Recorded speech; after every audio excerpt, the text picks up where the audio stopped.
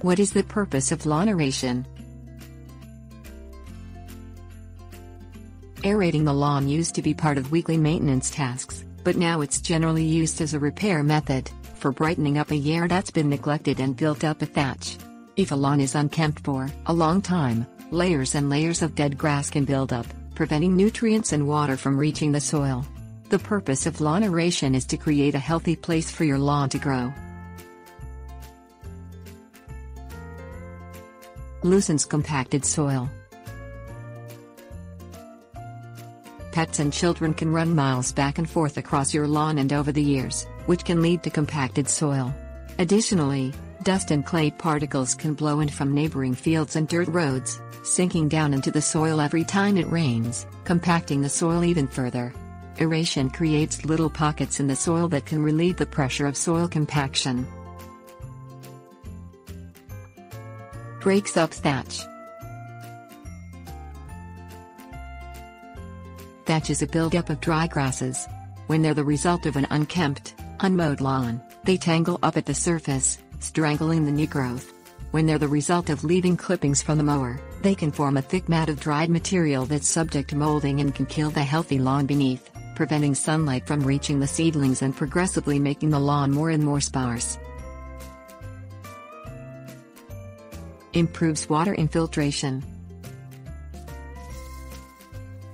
When there's a thatch of dried grasses over the lawn, they can collect dirt blown in from the wind, and retain much of the moisture that's supposed to be landing on the ground. Instead of allowing water to reach the roots, it holds the moisture above ground level in the thatch layer. You can tell if this is an issue next time you water by bending down and moving the thatch out of the way until you reach the topsoil. Improves nutrient infiltration.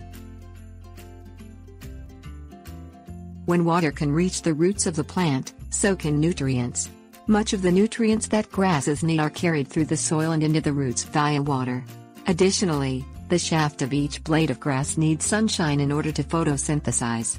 It's photosynthesis that allows the grass to make chlorophyll, their most important nutrient.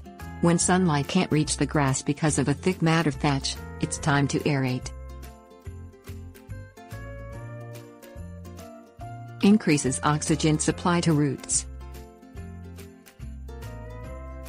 Liquid oxygen is carried to the roots through water, and the oxygen in the air helps keep grass healthy, to avoid mosses, molds and other diseases.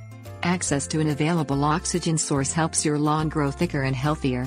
When you aerate, little hole-called cores are removed from the topsoil, allowing small amounts of oxygen to meet up with the roots.